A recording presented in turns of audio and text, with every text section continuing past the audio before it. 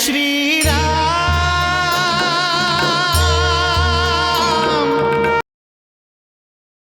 जैसे जैसे सूर्य अस्त हो खेला, वैसे वैसे मन में अंधकार के साथ साथ निराशा फैले लागेला लक्ष्मण। भैया, क्षितिज पे जब सूर्य बिंब के डूबत देखेली तो ऐसन लागेला कि सीता के मन में हमरा खातिर जौन विश्वास बा वो धीरे धीरे डूब रहल बा। ना भैया, ऐसन मत सोची। महाराज सुग्रीव ऐसन सोचे पे हमरा विवश कैले बाड़े लक्ष्मण। कितना दिन बीत गईल बा, महाराज सुग्रीव के राज्याभिषेक भइल और हमनी उही के उही बानी। सीता के खोजे के कार्य जिसे महाराज सुग्रीव भूल गईल बाड़े। हम अपन मन पर अंकुश लगावे के प्रयास कर रहल बानी, परंतु क्रोध पर सिर धीरे धीरे उठ रहल बा। कबो अपना आप पे, कबो रावण पे और कबो महाराज सुग्रीव पे। केहू अपन कर्तव्य कैसे भूल सकेला लक्ष्मण? हनुमान के साथ साथ महाराज सुग्रीव के सब मंत्री सबके सब विवश बाड़े लक्ष्मण। ऐसे तो हनुमान विद्वान हमें, ज्ञानवान हमें, बाकी हवे तो सुग्रीव के साथी ही। वो जे भी कार्य करी हैं सुग्रीव से पूछ के ही तो करी हैं। हाँ लक्ष्मण, कबो कबो ऐसन लागेला कि सीता इस संसार में बाड़ी ही ना। ना भैया, ऐसन कल्पना कैल भी उचित नहीं खे। सीता के कोमल शरीर और इतना कठिन यातना, अपन आप के सर्वशक्तिमान सबके कल्याण करे वाला आज अपना खातिर ही इतना असमर्थ बनल बैठल बानी। कृतघ्न सुग्रीव आपन मनोरथ पूरा होखला के बाद अपन प्रतिज्ञा भुला गेल बा भैया। लक्ष्मण, किष्किंधा जाके महाराज सुग्रीव का सावधान करा। कदाचित तू बाली के प्राण लेवे वाला राम के अमोघ बाण के भूल गईल बाड़े, उनके जाके स्मरण करावा। राउर चरण के सौगंध भैया, आज वो सुग्रीव के रक्षा केहू ना कर सकी। हम ओकरा के किष्किंधा से घसीट के ले आई और राउर चरण में डाल दे। यदि वो हमारे सामने शस्त्र उठौलस तो हम ओकरा के उजे ढेर कर दे और ओकरा अपन बड़ भाई बाली के पास पहुंचा दे। आज्ञा दी ही भैया। ठहरा लक्ष्मण, कौनो भी कार्य करे से पहले एक पल खातिर आवेश रहित होके ओकरा बारे में सोच लेवे के चाहिए कि का उचित बा और का अनुचित बा। इस समय हमनी के मन में जौन क्रोध बा वो यह खातिर बा लक्ष्मण कि हमनी जौन कार्य करे चाहत बानी वो कार्य में देरी हो रहा बा। परंतु हमनी के ई ना भूले के चाहिए लक्ष्मण कि महाराज सुग्रीव से हमनी मित्रता कैले बानी, और फिर ये भी तो हो सकेला कि हम उनकरा के निराधार दोष दे रहल बानी। वो हमनी के कार में ही लागल होके। यह बात के पता तो उन्हें जाके चली भैया कि सुग्रीव कौन कार्य में लागल बाड़े।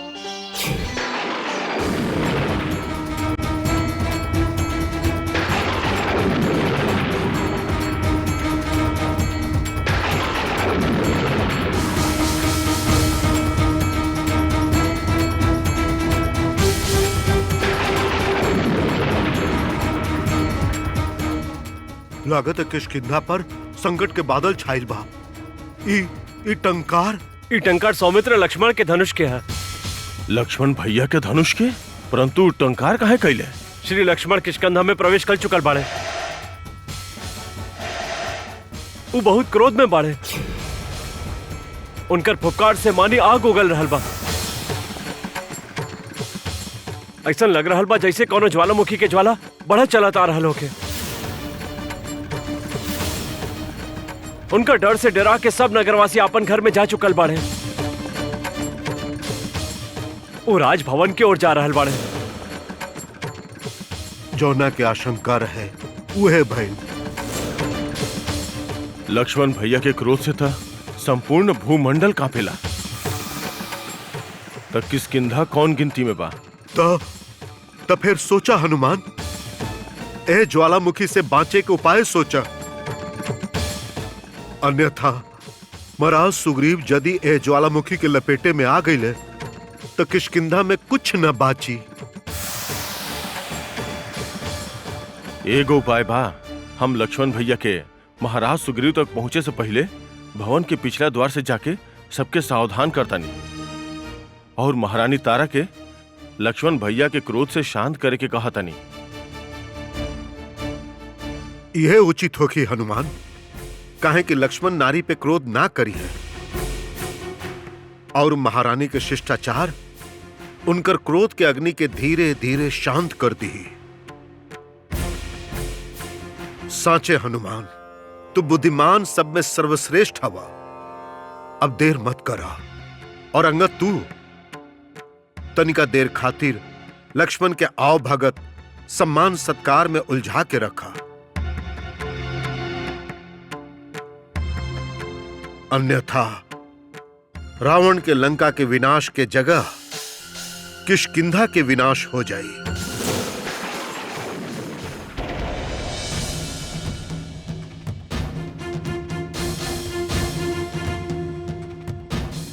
सैनिक, महाराज सुग्रीव से जाके कहा कि श्री राम के अनुज लक्ष्मण उनकरा से मिले आइल बाड़े। प्रणाम महाराज, हम स्वर्गीय महाराज बाली पुत्र अंगद। हमारा आशीर्वाद बांगत, हम यही समय किष्किंधा नरेश से मिलल चाहता नहीं, उनका के हमार संदेश तत्काल जाके पहुंचावा।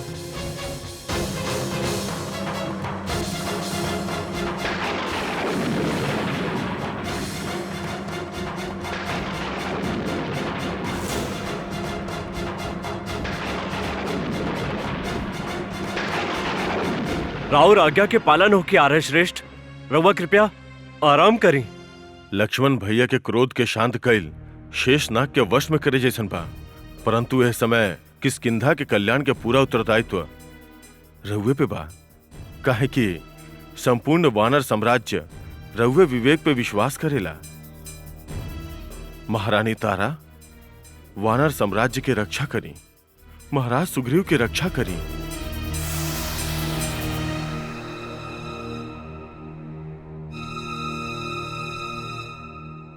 सुस्वागतम वीरवर। रघुकुल के तेज विस्ता के तारा के शत शत प्रणाम। ई का कारल बनी रउआ, रउआ बड़ है, नमन तो हमरा के करे के चाहिए रउआ के। रउआ के हमार नमस्कार। ए सम्मान खातिर धन्यवाद राजकुमार लक्ष्मण। रउआ यहाँ बाहर काहे खड़ा बानी? आई, अंदर आई, राजभवन में पधारी।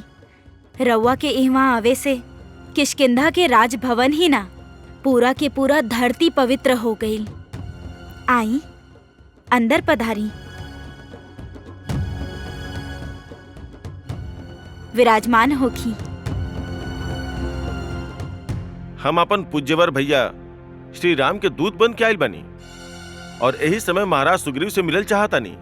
अवश्य, किंतु रउआ इतना दूर चल के आइल बानी, पहले अपन थकान उतारी, शांत चित होखी।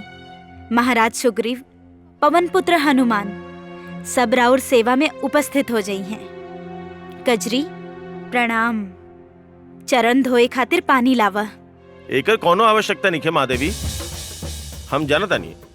रउआ बड़ा विनम्रता से हमरा के बहलावे के प्रयास कर रहल बानी और राउर ए चतुरता खातिर हम रउआ सराहना भी करता नहीं, परंतु महाराज सुग्रीव से मिले के एक पल के भी देरी करब तो अपन भैया श्री राम के आज्ञा के उल्लंघन करे के अपराधी होखब। राजकुमार लक्ष्मण, रउआ बड़ा आवेश में बानी, परंतु रउआ के क्रोध के कारण का बा?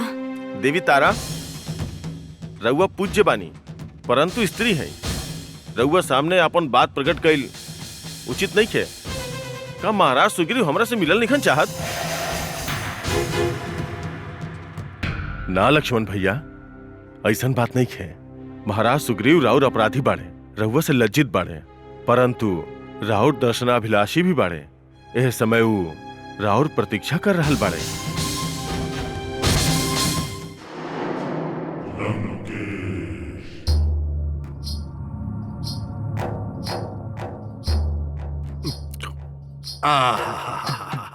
सुंदर, अति सुंदर, बेहद स्वादिष्ट बा।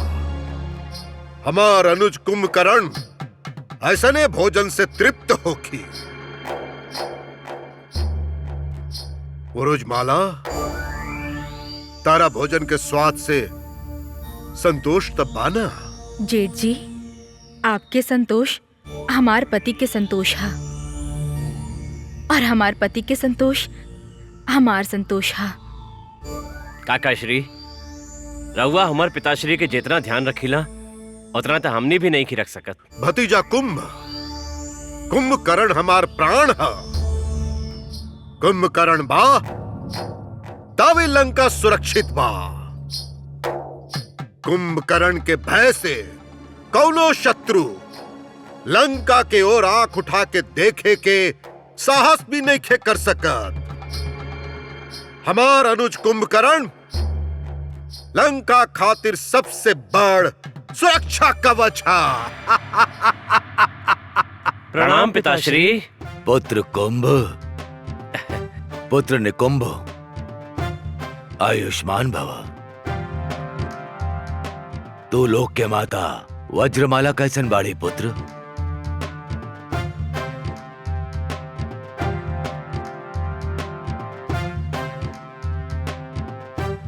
राउर आशीर्वाद से सकुशल बानी स्वामी। रवा कैसन बानी? कैसन बानी? सुतले रहिला। दिन प्रतिदिन मोटापा बढ़ते जा रहल बा। पता ना अब की बार सुतला के बाद जीवित उठबो करब कि ना। शुभ शुभ बोली स्वामी।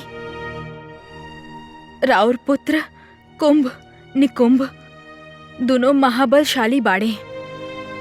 मृत्यु के रउआ आसपास भी ना आवे दी है। आज हमरा अनुभव हो रहल बा कि परिवार के सुख और आनंद का होखेला। आज हमरा प्रतीत हो रहल बा कि निद्रा के अधीन होके के कारण हम अपन परिवार के सुख और आनंद से वंचित रह गए बानी। ऐसा ना कहीं स्वामी। पिताश्री, हमने के रउआ से निवेदन बा कि रउआ फिर से तपस्या करें और ब्रह्मदेव के दिहली निद्रा के वरदान के वापस लेवे के कहीं। अब हम तपस्या नहीं कर सकत पुत्र। परंतु ऐसन काहे पिताश्री? तपस्या करे जाइब तब फिर निद्रा के अधीन हो जाइब। ई जाऊं दुशक बा, एकरा से अब मृत्यु ही बाहर निकाल सकेला। पिताश्री, स्वामी, हमार जियल व्यर्थ बा। हम काहे जी रहल बानी और केकरा खातिर जी रहल बानी? हम अपन बच्चा सबके लालन पालन ना कईनी, उनकर बचपन के खेल के आनंद ना लेनी।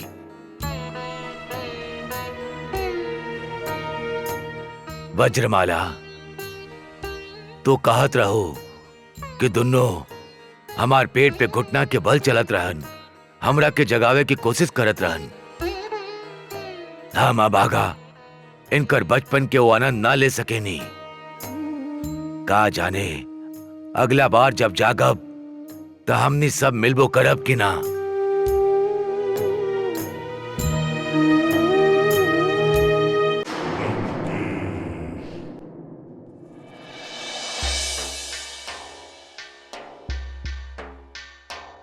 हमार अनुज कुंभकर्ण, इतना दिन के बाद तारा से मिलके हमार मन अति प्रसन्न हो रहल बा। प्रणाम भाताश्री, प्रणाम भाभीश्री। प्रणाम। प्रणाम भ्राताश्री। तू सबके कल्याण होके। भ्राताश्री दशानन, रउआ सबे देख के ऐसा लागत था कि शिवजी हमरा पे प्रसन्न भइल बाले। और का समाचार बा भ्राताश्री? तारा जैसन महाबलशाली भाई जेकर होखे होकर उत्कर्ष ही उत्कर्ष बा अनुज। तब बताई का उत्कर्ष हो रहल बा? तार भतीजा इंद्रजीत अपन तपस्या पूरा करके लौटल बा। महादेव शिव शंकर से वरदान पाके ये जान के प्रसन्नता भइल भ्राताश्री कि लंका पे शिवजी के असीम कृपा बा। और कोनो शुभ समाचार भ्राताश्री? अनुज कुंभकर्ण, तारी भ्राता आज ही तार फेर से निद्रा के अधीन होके से पहले एगो त्रिभुवन सुंदरी से विवाह कर रहल बा। के है वो त्रिभुवन सुंदरी? अब ही मिलवा बतानी। सुर्पनखा, अशोक वाटिका जाके त्रिजटा से कहा त्रिभुवन सुंदरी के श्रृंगार करके यहाँ ले आवे। जी भ्राताश्री। हमार अनुज कुंभकर्ण अपन होखे वाली भाभी से मिलल चाहता।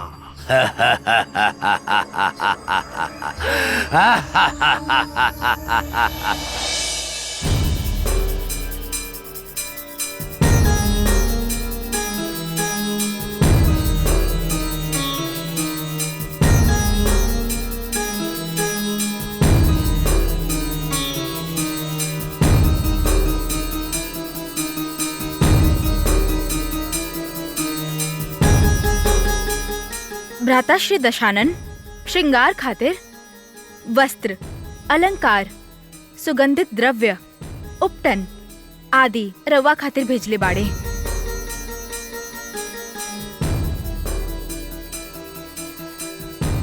हमार होखे वाली भाभी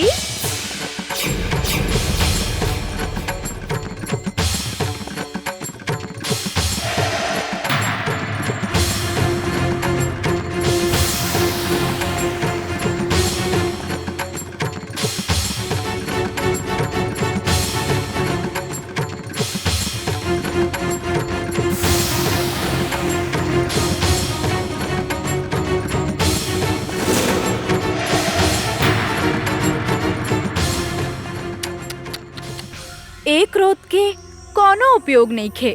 भाभी त्रिजटा सीता के श्रृंगार करके एकरा के कुंभकर्ण के कक्ष में ले आवा। ई दशानन के आज्ञा बा। दशानन आज त्रिभुवन सुंदरी से विवाह करी है। भाभी सुरपणखा, फिर से तू हमरा के भाभी कहलू तो हमार देवर जी तो केवल तहार नाक कट ले रहन, हम तहार जीवा काट दे।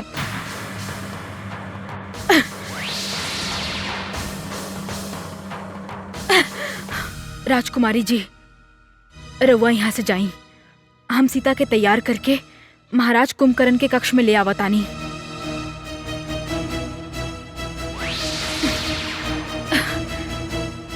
सीता, तहार ए अकड़ के कोनो लाभ नहीं खे। भ्राता श्री दशानन आज ही तहरा के आपन पत्नी बनाई है और आज ही तहरा से विवाह करी है। तहार अधर्मी पापी भाई के बड़ा ही उत्साह बना विवाह करे की, तो ओकरा से कह दो थोड़ा और प्रतीक्षा करे। हमार रघुनंदन राम की लंका में आवे भर के देरी बा, आवते वो होकर विवाह मृत्यु से करा दी है।